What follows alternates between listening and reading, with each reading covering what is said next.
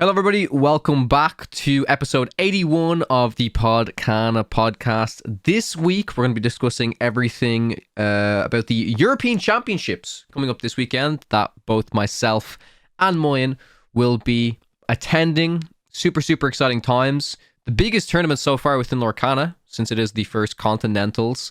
And there's actually a lot to talk about. Our main topic, or I guess the biggest headline to come this week within Lorcana is actually, we just received news today that the players who won the previous DLCs have officially qualified for Worlds. So I'd be curious to get your opinion on that, Moyen. But before we jump into it, again, I have to say a huge shout out to Heavy Play, the sponsor of the podcast. Heavy Play are known for their incredible CURV card sleeves that have rounded corners at one end of the sleeve. Never again will you accidentally shuffle cards upside down into your deck. They also have their EquipMag system, which connects their Playmat, Deckbox, and Dicebox all together. So no more rolling up your Playmat and rushing to your next table. Easy magnetic connection system for easy transport around locals and tournaments. Be sure to use code PODCANA to save yourself 10% at checkout, and also use our link down below in the video description. Thank you once again to Heavy Play for sponsoring this episode.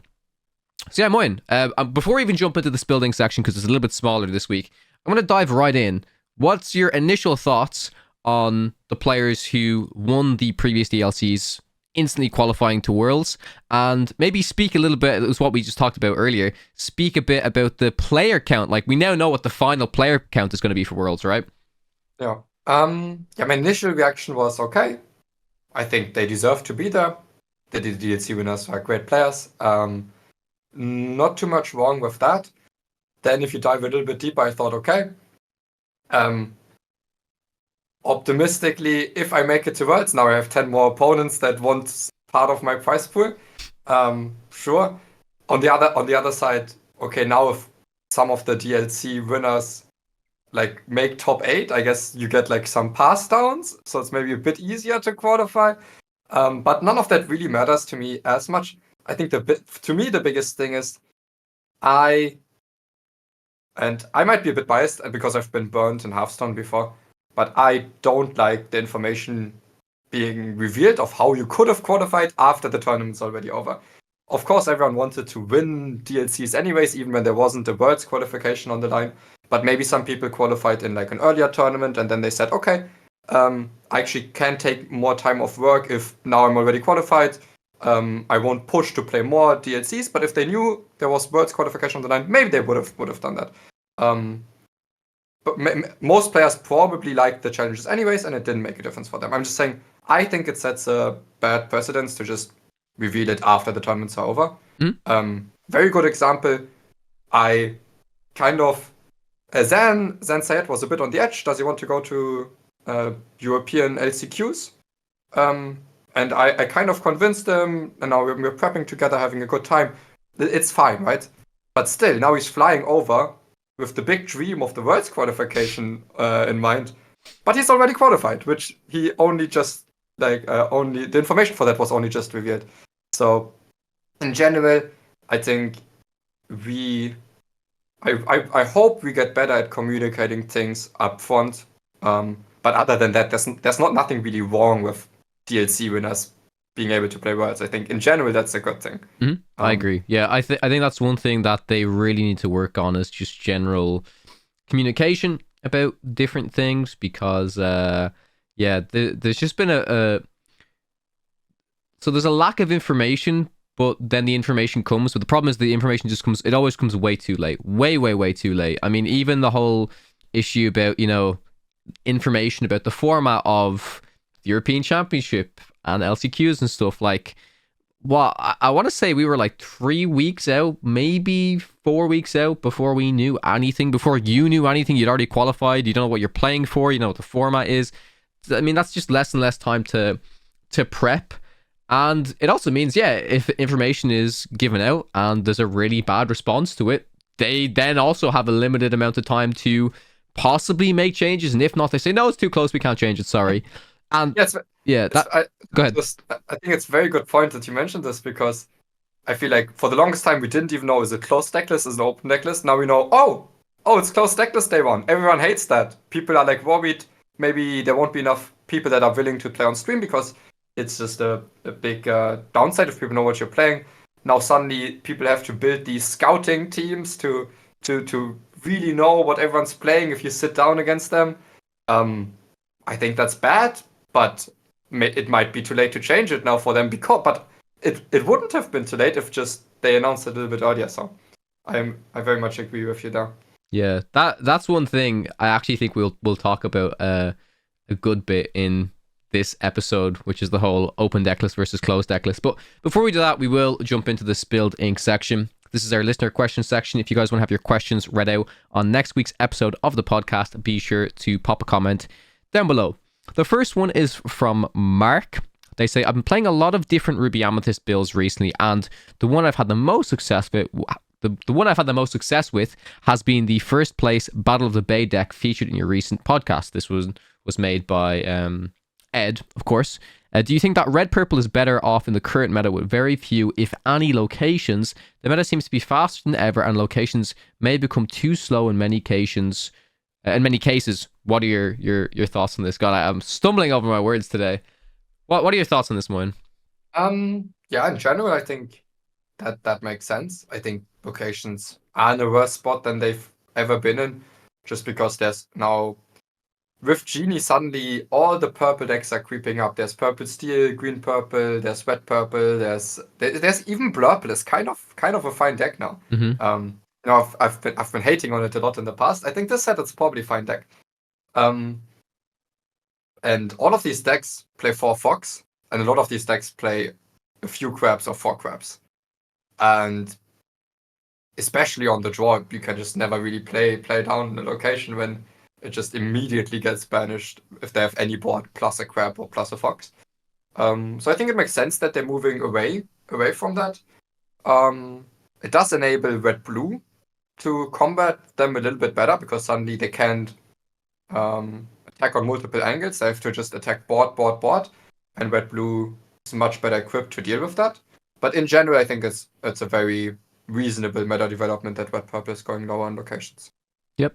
And I also agree that the meta is definitely just faster overall. So locations previously, while, against certain matchups, they help with kind of, directing the game in a different angle. There are a lot of situations where locations are kind of win more cards. Like, you always want to be playing them when you're ahead. And then when you play them when you're ahead, they do help you a lot more then. But I do think in this meta, it is just a lot faster. But then equally, like, I don't know, if you're not playing against a purple deck, maybe some locations can surprise your opponent. Like, I mean, I recently played against the Candio, right? And I know this is a very niche example, but the Seven Dwarves Mind kind of took me by surprise. Like, and I do like that, right? I do like that there's room for interesting locations like that to maybe creep in and out of the meta. I think that one in particular, like you mentioned, it's only really good if you have this like really specific opener against this really specific deck. But it is interesting to see how locations will be utilized, like moving forward, and how much of how many metas we'll have where like locations are really prominent, and then they'll, decks will combat that, and then they'll leave the meta. So it's also funny that like my game 3 against Dicandio in round 2 was also won by my castle, where that even the turn I played it, Dicandio had like 7 strength on the board. They could have banished castle, but then I just quested with everything, and suddenly it was more important for them to take out my guys, and then I could protect the castle a bit.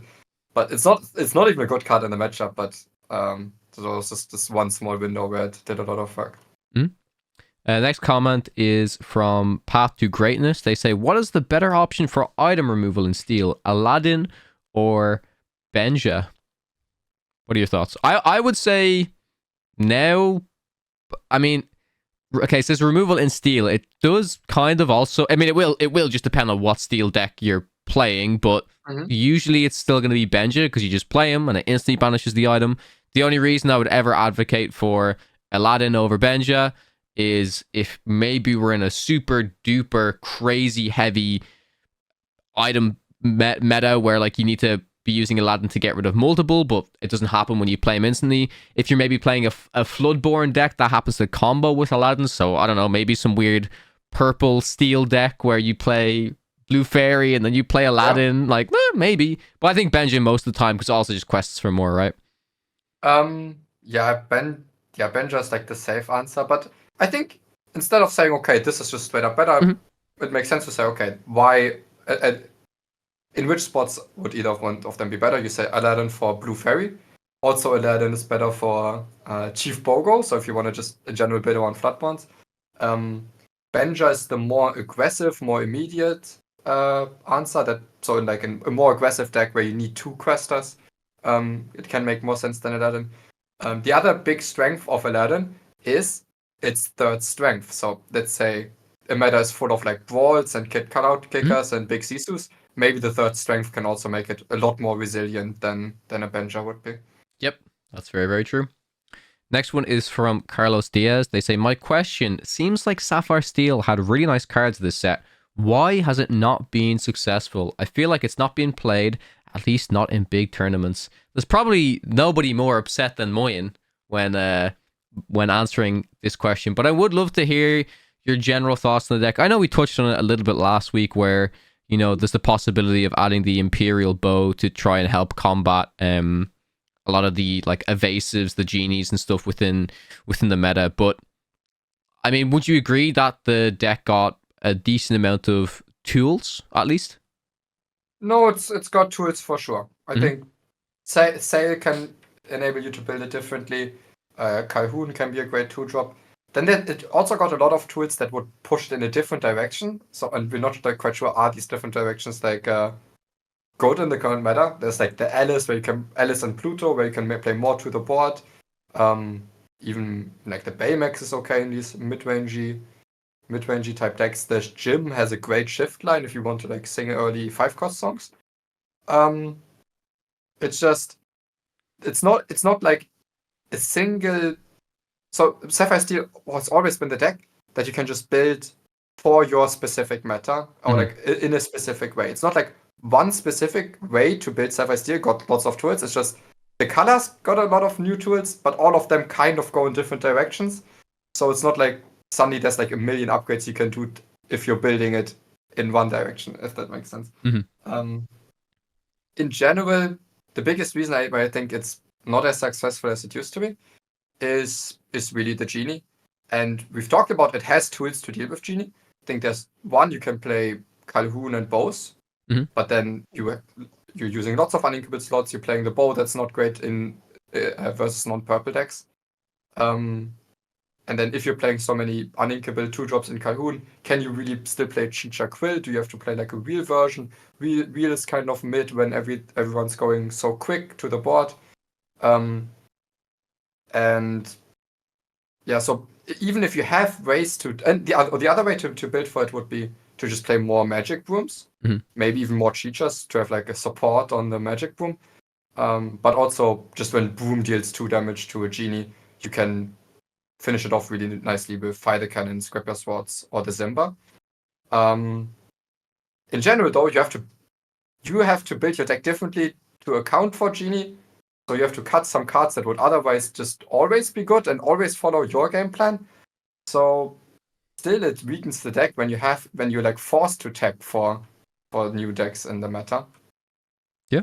So in general, it has definitely become worse. I don't think it's that. Like I think it's still a fine deck, especially if you can say, if you predict the meta well, I think you can build Sapphire Steel to be favorable into a lot of that meta. You just maybe before it was like you could build it in a way where it barely has weaknesses. I don't think that's really possible anymore. Right now, you kind of have to pick and choose what you want to be good against, what are you fine being worse against. No, that makes sense to me. Next comment is from Caleb. They say, I think it's a strange thing to drastically overcost removal and interaction. The crab debate only exists because of the lack of removal, in my opinion. Green Purple has the best characters on rate, but not really any place interaction. I'm hoping set 7 brings some interaction that's meaningful for non-red/steel decks. I think if Green Purple had more interaction, the deck would be insane. And it's not to say it doesn't have any interaction. Like, it just doesn't have the like hard removal interaction. Like, it's got kits, which is disruption. It bounces your opponent's stuff. It's got Elsa, which is also a disruptive tool. Like, and I think those are just like generally like good. Like, I do agree with this comment in terms of, yeah, green purple has good cards. It's a good card deck, right? Mhm. And I think if you're just looking to print more cards within green purple that like acts like red and steel removal, I don't personally think that would be too healthy for the game. But I mean, just what's your rough take on? I mean, we've talked about this a lot, right? Like the cost of removal in Lorcana. Do you think it is still costed too high? Do you think if it was reduced, like it would be a drastic impact on the types of decks we're seeing played? Like it's a big question, right? No, it's if you compare it to any other card game, it's definitely extremely expensive, the removal in Lorcana. But somehow, I don't know how much of a problem it is. I guess Genie's probably the prime example of like, okay, and we talked about this, like how many cards actually like really easily deal with Genie. And I mean, what is the best answer to Genie? It probably is Brawl, right? Like it probably just is Brawl. Yeah, as a 1-for-1 answer, yes. Mm-hmm. But so, and I don't know. So basically, because the removal is so expensive, the game isn't in a direction where you can just sit there and remove everything your opponent plays without like really doing your own thing. Mm-hmm. It's also what I like about this is it's very rare that you're like the best players not to play a card. Because generally when like the removal is so efficient that playing a card, just playing into the removal is like worse than just not doing anything. I think sometimes that's like a frustrating gameplay experience. But in general, it is very expensive. So okay, what would be the best ways to deal with Genies? It's probably like having a muses down and singing an efficient song and just like bouncing it on the side. Or maybe, I mean, there's some other fringe cases where you have like a fox on the board and you play Gazelle on it, or like, or you just have your own Genie and you Elsa the Genie. Yeah, but like I said, for the 1-for-1 removal, it is probably Brawl. Or you just ignored everything they did early game. You ramped to 8 and you play a big Sisu and they cry. Sounds good. Yeah. Well, if you can get to 8 and they don't quest to win the game before then, right? Yeah. So in general, I guess I'm still like I think for the first few sets I was kind of fine with it being this way. I think maybe at some point I would like some more meaningful interaction, but this is so difficult because also it's not like be prepared smash fighter cannons, like they're the only meaningful interaction. I think Crab is meaningful interaction in creating interesting board scenarios. I think Kid Cloud Kicker, Gogo Tamako, all of them are like meaningful interaction. I don't think meaningful interaction has to be banish or like deals X damage. It's disruption in a multitude of ways, right? You know what I mean? But I just think most people would associate it with like, oh, the word removal rather than, I guess, just like disruption. You know what I mean? So yeah. Or even just like, I guess, even if it doesn't disrupt them, I just like even them just having to think about Goro Tamago. You know how often a deck that plays against green purple will be forced to make the worst, like the technically worst trades, be a little bit better against Gogo. Like there's some interaction in that. Yeah.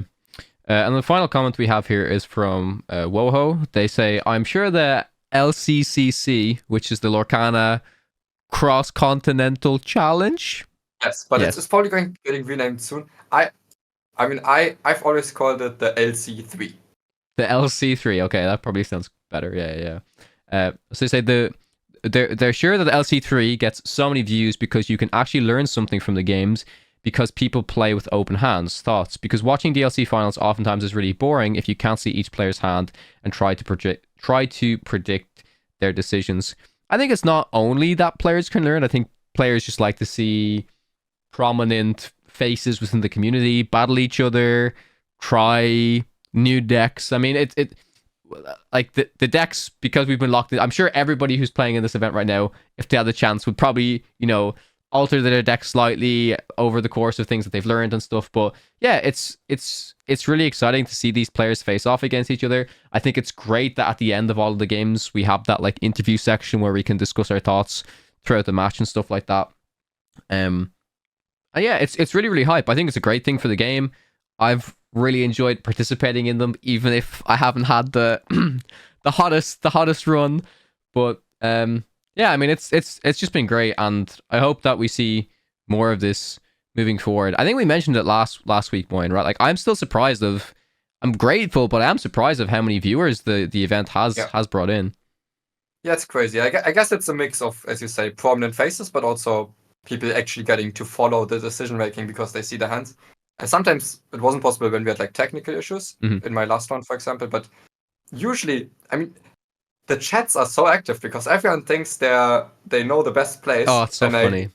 I mean, that's and I mean, sometimes, of course, also the players make mistakes. Yeah. They can be pointed out, but also a lot of the time, I feel like the chat is like saying, okay, no, this would have been the correct play when it totally wouldn't have been.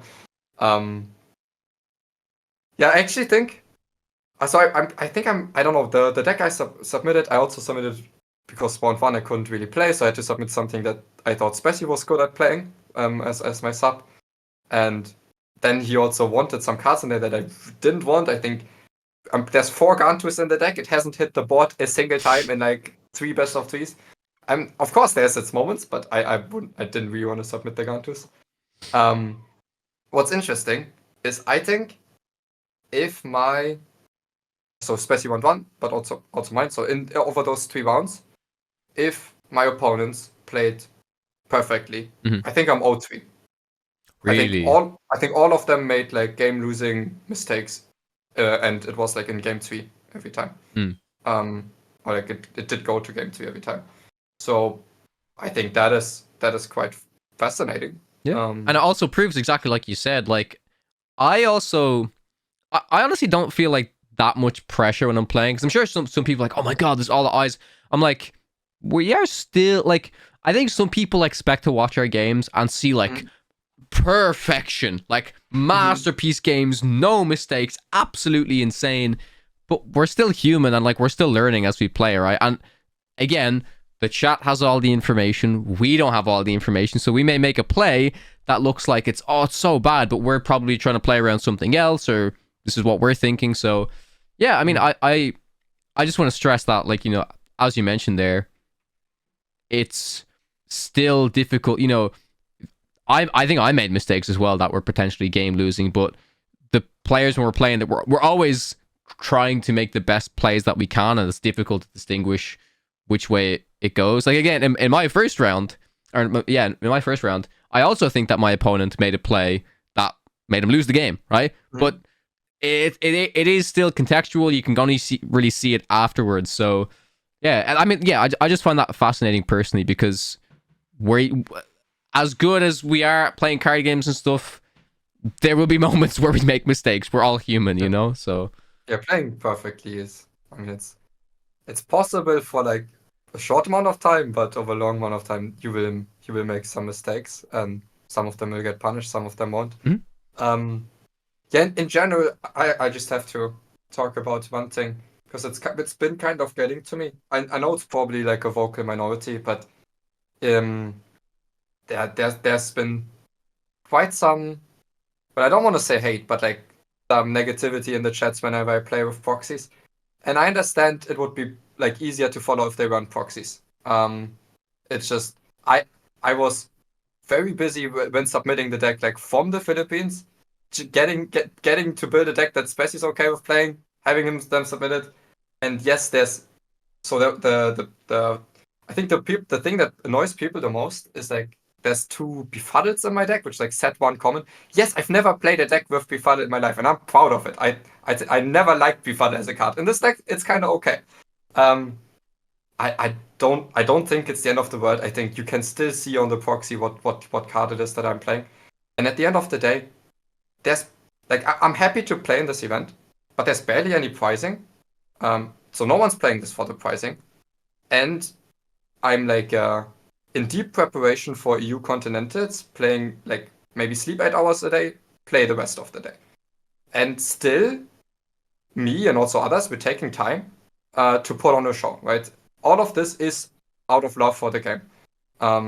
So I'm sure it's not going to stop, right? But it's just something that's been getting to me where I'm trying to put on a show, and still there's all these comments about, hey, you need to befuddle and stuff. And Yeah. I mean, it gets, I mean, there's worse comments than that, but yeah, I just wanted to mention it. Yeah. No, I understand it as well. There's always going to be people like that want the perfect show and stuff. And yeah, I like that is important to note that the reason we're doing this is that we love the game. We want to put on a show for you guys anyways. And we're doing the best that we can do, and we can't do any better than that. So, you know, we've also got busy. I feel like it's sometimes it's like, I remember I saw a comment there, maybe it was 2 weeks ago, where someone, you know, it's after Brendan mentioned that, like, oh yeah, like there was a shooting outside my office, and I think one comment was like, oh yeah, I actually forget that. I think it is easy to forget, you know, like you're listening to a podcast comes out every week. Like disruptions and stuff can happen, and I think oftentimes it's like, oh my god, you know, if an episode of the podcast doesn't come out, and we would always make sure as best as possible that we know we want to stay consistent and stuff.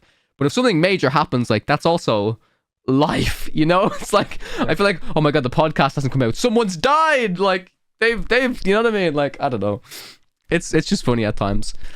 But on that happy note, yeah, that's the end of this building section.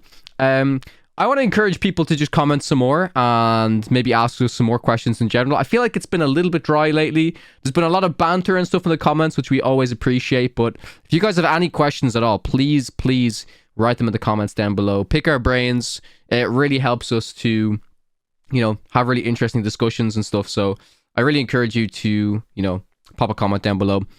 But with that, yeah, so headlines. Let's just, dive right in. EU Championships, and we're going to talk about the elephant in the room. You mentioned it earlier in the podcast, Moyen. So closed deck lists, day one of Swiss versus open deck lists. Mm-hmm. It's closed deck lists. That's what we know now. I made a tweet earlier just saying that, you know, I have a great fear right now that I truly believe that majority of players that care about performing well at this event, if they are asked to play on broadcast, they will refuse to play. And I asked Pavel about this on Twitter as well, because he was previously a judge in Lille in one of the first DLCs, and he said that I think during day one, during the Swiss, like you could refuse, you don't have to appear on stream, but during the top 64 for coverage and stuff, which I kind of do understand, they were like, no, if you kind of have to appear on the feature stream, which it's open deck list, so that's kind of, you know, really, it doesn't really matter. Whereas in this situation, like I just don't want a situation where, imagine you're approached, Moyen, right? Round one, you sit down, Moyen, you're on the feature table, you say, I don't want to play, and they're like, you have to play. If you don't play in the feature match, you're disqualified. Like if that stuff actually starts that, yeah, but I'm like, I really hope it's not going to come to that, and I'm sure they will try and get a different way. But if they don't think of something else, they may not have a broadcast. And I don't know how much the day one players are going to band together to really say, you know, I'm sure there'll be some people say, oh yeah, sure, I'll play on stream, like I want to have a good time, I want to showcase my deck, blah blah blah. But I still think a majority of players will refuse. And in my opinion, I think they should refuse if they want change, in my opinion. Yeah, I feel like they should have seen this coming a long time ago, but it seems like they just had no clue. Mm-hmm. And at the end of the day, I think probably some people will just say, okay, fine, will be streamed. But even then, I feel bad for them, because maybe there's some people that are like aware, okay, this is maybe, or maybe they're not aware, but maybe they're aware, okay, I'm putting myself at a slight disadvantage by letting myself be streamed, but I will do it because it seems like they're really desperate to have this featured match. I want a good show, I want a good time, I will do it. But then they will still like do it in like with a bad conscience. They will know they're putting themselves at a disadvantage and do it like because they feel bad for them, because it's kind of screwed up. Yeah, I don't know how bad I'd feel for them though, honestly, if they didn't consider it. And from what we were discussing, right, this is just our general take. I do think this has come down to a situation of them just not really thinking about this or really taking the time to consider this. Like they have a lot of other games to reference, Magic being a primary one, where you get to these high stakes tournaments, and Magic has the open deck list system for this reason. Like many other games, I even spoke to a a friend that we both know, Moyen, Raven, and I asked him about, Hearthstone. I was like, did Hearthstone always have open? And he was like, no, at the start it was closed. And it's like, it very quickly became open because these issues arose, because scouting happened, all of this type of stuff. Yeah.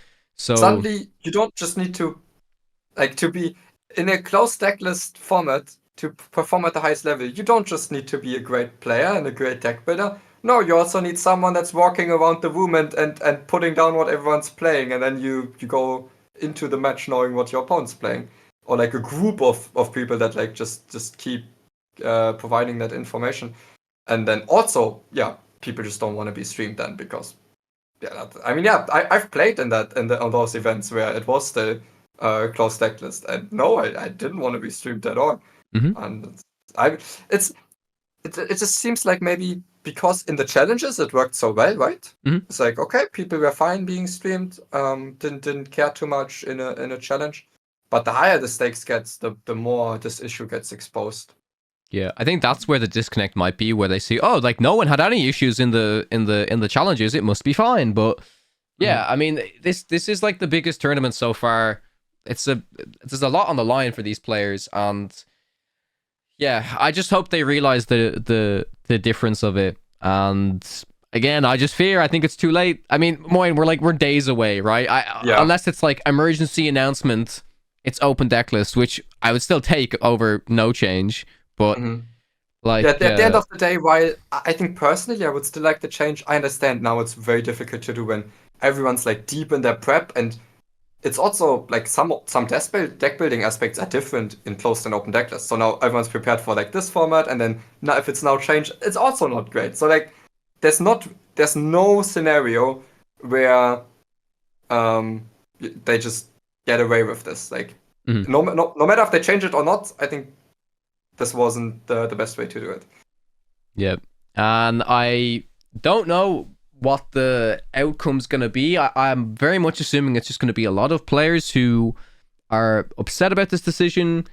Maybe they have to wait until, all the players are at the event and they're going to directly give this feedback to the tournament organizers. I know plenty of people who've contacted the organizers already and have let them know about this, but I mean, I don't know. Whatever happens at this stage, unfortunately. But okay, so moving into just EU championships in general, I'm going to talk about a bit of my experience, my prep and stuff. I'll let you speak about what you want to speak about, because I know you've been quite reserved and, don't want to speak about not too much about your testing process in particular, but, certain deck lists or what you might be playing or whatever. But I think I'm going to talk about my general assumption for the meta, because I think it'll be helpful. So recently, like we've been talking about, I think the meta has become very fast. It's evolved into a lot of these board-based decks that are gaining lore quite fast. You've got your genies who are evasive threats that are difficult to interact with. And I've been very much playing her off the Amethyst lifestyle, because it seems to be doing something quite powerful at the moment. So I've been experimenting with multiple different color combinations. I've been trying to green purple, building different builds of that. The one deck, and I'm sure you've got to agree with this to an extent, that has been a mystery for quite some time, and it's super interesting in different ways that you can build it, is Purple Steel, which has a special place in my heart. I remember, we're going all the way back to set 3. I interviewed Zan on this channel about his Purple Steel list. This is taking it back before many people probably knew who Zan was, honestly. He still got a good amount of wins under his belt. But right now it is so interesting, all the different ways that you can build Purple Steel. I want to give a shout out to one of our Discord members. I do believe their name is August. I feel like whenever I go to the Purple Steel thread in their Discord, it's just this man, and he's posting, yep, this is my new iteration. Yep, this is my new iteration. And props to him, like he tries multiple different builds. There's a lot of mid-range builds that you can go for, where you're focused more on, getting to play your 4-cost characters like Genie or Rabbit or even Pluto, utilizing songs like Zeus to control the board. You still have like the Robin Hood shift line. Particularly strong shift line at the moment, in my opinion, is the Tinkerbell, the purple Tinkerbell on 3, and then the shift Tinkerbell on 4 shift line. I've experimented with it quite a bit, and at times it can feel like a bit of a trap, because do you really want to be shifting on a 1-3 that's questing for 2 anyways? But your opponent really does have to respect if that Tink comes down. If the Tink doesn't come down and your opponent doesn't remove the 1-3, you're still going to be questing for 2. So overall, I found that it is a pretty like a new kind of shift line that's pretty decent within Amethyst Steel. But I'm just really enjoying the multitude of different ways that you can build a deck. If you want to play it a little bit slower, a little bit more mid-range, if you want to play it balls to the walls like aggro, where you're playing White Roses, you're playing Maleficents, you're playing your goats, and it's just been fun. But the reason why I talk about it more is because it's a mystery in terms of there are so many ways to build it, and I feel like with a lot of these other deck archetypes, we've oftentimes found like the optimal way to build a deck, whereas Purple Steel for a while has been a bit of a mystery, and as we've just gotten more cards, it's like the optimal build is just kind of dependent on on what meta you expect now, right? Like, what's your general thoughts on Purple Steel? Since of course you've been playing it within the tournament as well, right?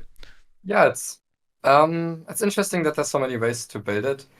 In general, this is a little bit of a side note, but I think I like that we're getting to this point where now lots of color combinations and decks, like even most of the cards, they don't build themselves anymore. Mm-hmm. Suddenly we have like so many options of good cards that there's actual like there's a lot more decision making in building your decks, because there's a lot of directions you can go in. Mm-hmm. It's not like, okay, you have to play Snake, Fox, Rabbit in all of your purple decks. Mm-hmm. Suddenly maybe you can cut the snakes, maybe you can cut the rabbits.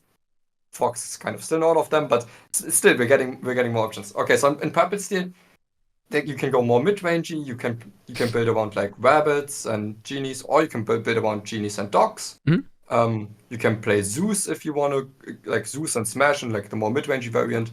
In both variants, maybe you can play the Tinker Shift. I think to me the biggest distinction between them is also like in the dog builds. In those you have like the option to also play Maleficent 1-drops, maybe 2, 3-ish copies, maybe even 4. And I think that really gives you the edge against red-blue, while I think maybe the mid-rangey variants can be a little bit better at beating the other purple decks. Mm-hmm. I think suddenly I don't think if you're not playing with Maleficent 1-drop, I'm not convinced you're even favored into red-blue. I think you might even be unfavored. So that, to me, that's the biggest distinction. But then also, like, you can play Robin Hood Shift Line, you can play Tink Shift Line, you can play neither of these, you can play like Lawrence Pluto, you can play the Bell to try to win the Genie Wars.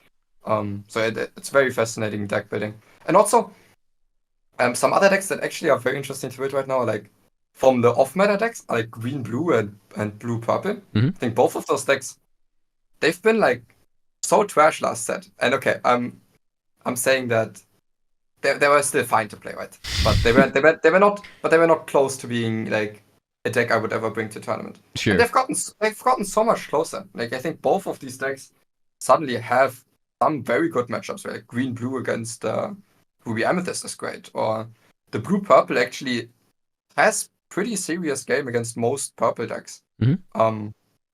So I in general, I'm just happy we have some extra color combinations in all of these color combinations that we do already know, that were always good and are still good. Still, now we have like lots of options on how to build them. So, in general, I think it's a good time to build decks and enjoy the game. Yeah, I agree. It's been super fun. So, yeah, that's been my bit of experimentation. I still haven't fully settled on an actual deck yet, which at the time of recording, like, we're like 3 days away.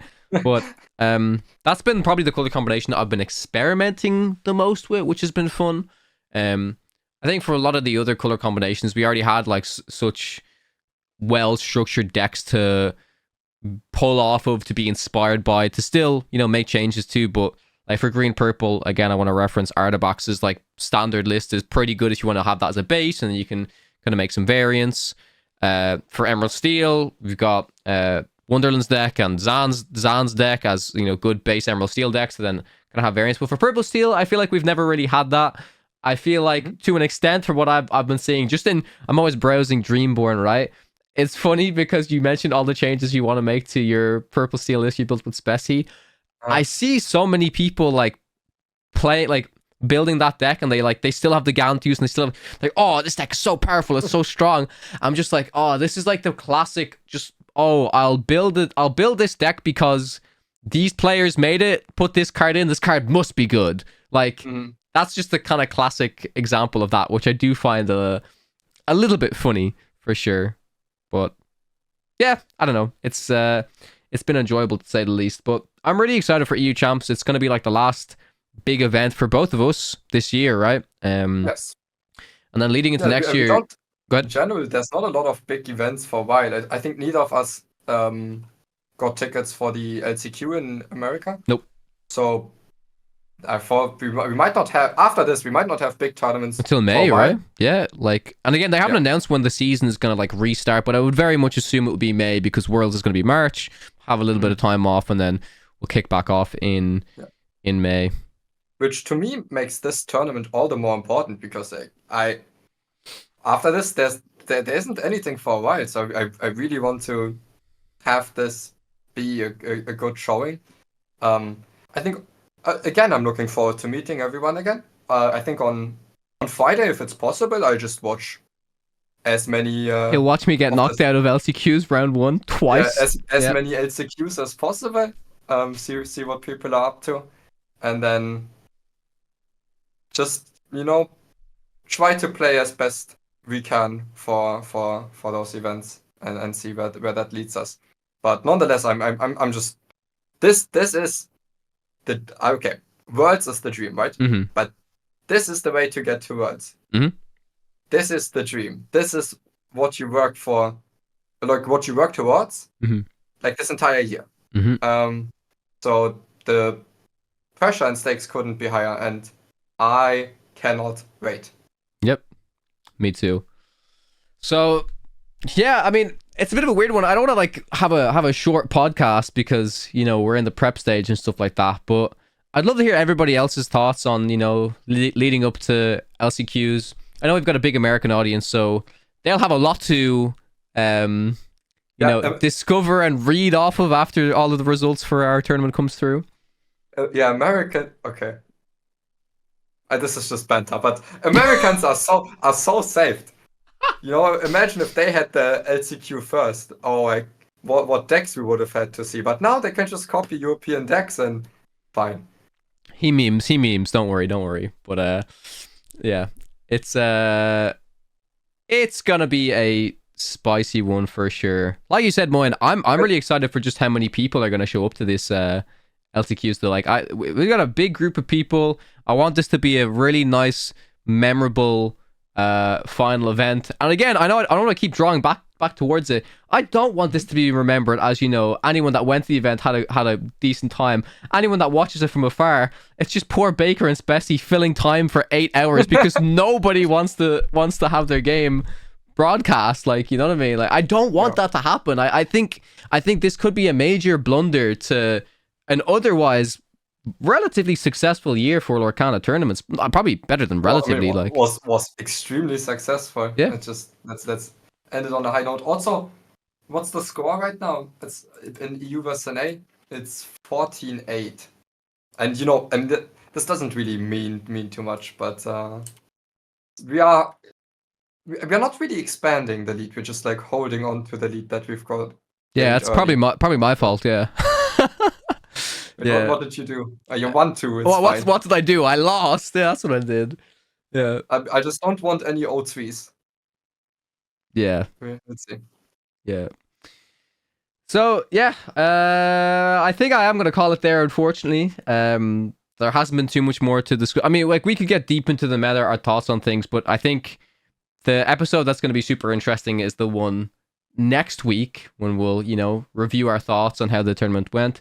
I'm going to give it a little bit of a teaser as well. Towards I think just before Christmas week, we're going to have a special guest back on the podcast. A fan favorite, some may say. So I'm really excited for that episode without spoiling it for you all. Yeah, also, as Brendan isn't here, the one question he would definitely be asking is, Kara, if you had to choose right now, what deck do you think wins the Continental? Man, why are you going to do this to me again? He's not even here and I'm being put on the spot. I'll have you know, I got it right last time as well. I said Green Steel for Seattle and I got it right. So now there's more pressure. You have to do it correct again. Oh, I can't just say the same deck again, can I?